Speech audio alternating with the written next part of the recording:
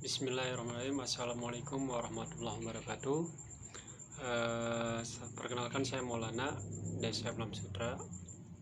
Saya akan coba untuk menjelaskan kompetensi untuk SM yang terdiri dari 13 kompetensi. Apa sih kompetensi itu? Kompetensi adalah sebuah perpaduan antara keterampilan, pengetahuan, dan atribut perilaku yang dapat menunjang kinerja. Oke, lanjut aja. Saya akan coba untuk menjelaskan kompetensi yang pertama, yaitu inisiatif. Oke, inisiatif adalah kemampuan untuk mengidentifikasi dan melakukan tindakan untuk peningkatan hasil kerja tanpa menunggu perintah dari atasan. Dan ini masuk ke dalam level 3, yaitu melakukan tugas lebih dari standar kerja. Dan ini biasanya memang kita sebagai seorang SM wajib melakukan suatu tugas atau tindakan lebih dari standar yang ada.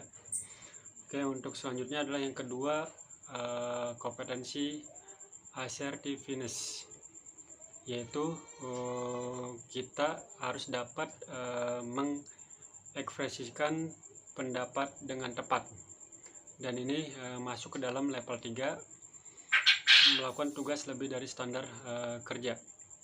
Nah, biasanya kalau untuk kompetensi yang kedua ini kita diwajibkan atau harus mempunyai data-data pendukung yang akurat untuk melengkapi pendapat-pendapat yang akan kita utarakan. Yang ketiga adalah accountability. Ya, accountability, kita memiliki tanggung jawab terhadap tindakan, keputusan, dan pekerjaan yang menjadi bagian dari tugas kita. Dan ini masuk ke dalam level 4, ya, masuk ke dalam level 4, yaitu melakukan tindakan untuk peningkatan hasil kerja antara unit kerja. Nah, biasanya kita menyelesaikan tanggung jawab ini dengan tim, ya, dengan tim yang menjalankan tugas yang kita rencanakan ini. Jadi kita harus bisa lebih bertanggung jawab dalam hal ini. Yang selanjutnya adalah keempat, organizational commitment. Yaitu melakukan tindakan sesuai dengan tujuan dan nilai-nilai kebijakan organisasi. Dan ini masuk ke dalam level 3, kita melakukan tugas dari standar kerja, ya. Ini biasanya kita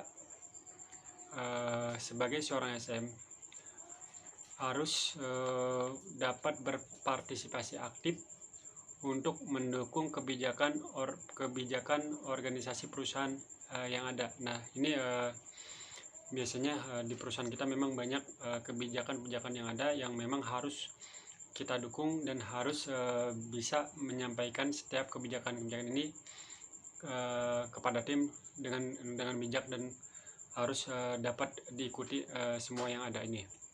Yang selanjutnya adalah kelima, kompetensi teamwork, membangun, mempertahankan, dan memperluas kerjasama yang dapat mendukung tujuan perusahaan. Dan ini masuk ke dalam level 3, melakukan tugas lebih dari standar kerja. Dan biasanya ini kita lakukan dengan bekerja sama lintas unit kerja. Nah, misalkan dengan bagian pengiriman, terus bagian instalasi, dan yang lain-lainnya. Intinya adalah tujuannya adalah untuk mengembangkan perusahaan kita ini. Oke, selanjutnya yang keenam adalah kompetensi service orientasi, ya. Memenuhi harapan dan kebutuhan pelanggan baik internal maupun eksternal. Dan ini masuk ke dalam level 3, melakukan tugas lebih dari standar kerja. Dan ini kita sebagai seorang SM diharapkan dapat memberikan pelayanan sesuai dengan analisa kebutuhan pelanggan baik internal maupun eksternal. Oke, yang selanjutnya yang ketujuh adalah kompetensi continuous improvement. Ya, continuous improvement. Melakukan tindakan perbaikan dan pencegahan atau antisipasi secara berkesinambungan terhadap proses dan kondisi yang sedang berlangsung dengan menggunakan metode yang efektif. Ya, ini masuk ke dalam level 3, melakukan tugas lebih dari standar kerja. Ya. Nah, ini kita sebagai seorang SM dituntut dapat melakukan tindakan antisipasi ke depannya sehingga goalnya dapat kita capai. Oke. Yang selanjutnya yang ke-8 adalah problem solving. Ya. Mampu menganalisa akar permasalahan secara logis dan sistematis untuk memberikan rekomendasi serta solusi. Ya. Ini masuk ke dalam level 3, melakukan tugas lebih dari standar kerja. Nah, ini kita sebagai seorang SM harus dapat merekomendasikan solusi dari sebuah permasalahan yang kompleks. Ya. Oke, selanjutnya yang ke-9, kompetensi manage execution. Ya. Mengimplementasikan rencana kerja untuk mencapai tujuan yang telah ditetapkan. Ini masuk ke dalam level 3, melakukan tugas lebih dari standar kerja. Ya, ini bukan cuma tahu saja sebuah perencanaan yang kita buat, ya, bukan cuma sekedar tahu aja, tetapi kita harus bisa dapat mencapai dari perencanaan tersebut. Ya, kita harus bisa. Jadi setiap rencana-rencana yang kita susun, rencana yang kita buat, itu harus kita bisa capai. Ya. Oke, selanjutnya yang ke-10, kompetensi developing others. Ya. Mampu mendorong pengembangan tim kerja. Ini masuk ke dalam level 3, ya, melakukan tugas lebih dari standar kerja. Ini maksudnya adalah bukan hanya kita mampu mengenali kelemahan dan kelebihan tim kita.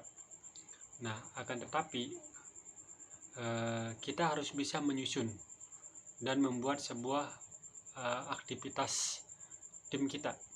Ya, kita mau development tim. Ya, mau development tim.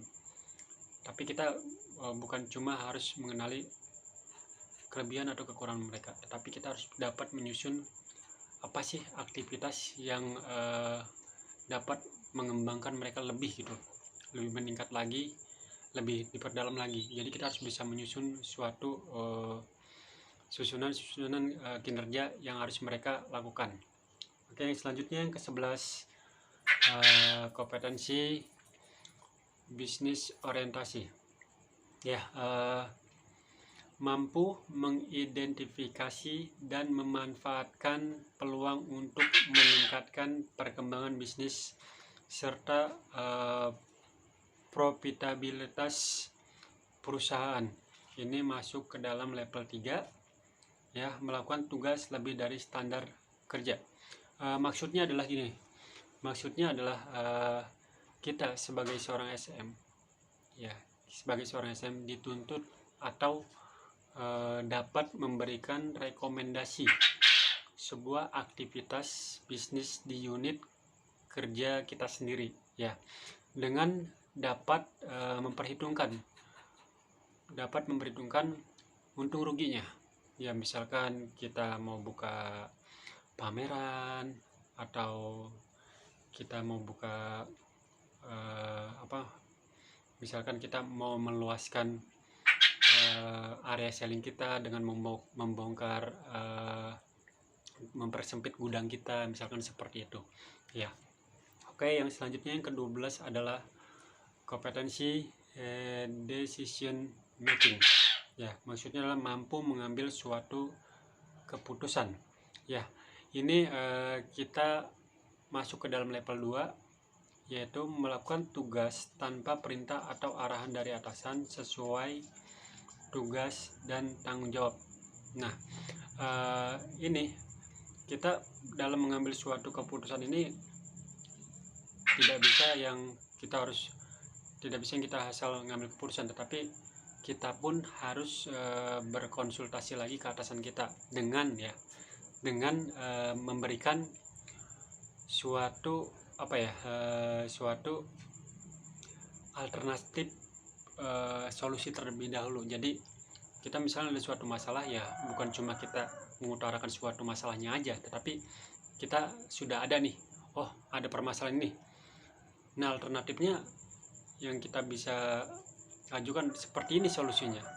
Jadi kita bukan cuma sekedar mengutarakan suatu masalah yang kita hanya meminta solusinya gimana, tetapi kita pun sudah ada antisipasi solusinya, seperti itu. Oke, yang terakhir, yang ke-13 adalah kompetensi develop plans, yaitu menyusun rencana kerja sesuai dengan sasaran yang ditentukan. Ya, ini lagi-lagi masuk ke dalam level 2, yaitu melakukan tugas tanpa perintah dan arahan dari atasan sesuai tugas dan tanggung jawab kita. Ya, ini kita dituntut sebagai seorang SM dapat menyusun rencana kerja sesuai dengan prioritas yang ada. Ya, oke. Sampai di sini kompetensi itu penting buat kita. Ya, kompetensi itu penting buat kita. Sebelum kita menganalisa suatu kompetensi yang ada dalam diri kita harus kenali diri kita sendiri. Diri kita harus kita kenali, lalu kita asah dan kembangkan kompetensi yang ada dalam diri kita. Lalu apa sih yang harus kita improve lagi ke depannya untuk menunjang kinerja kita lebih baik lagi.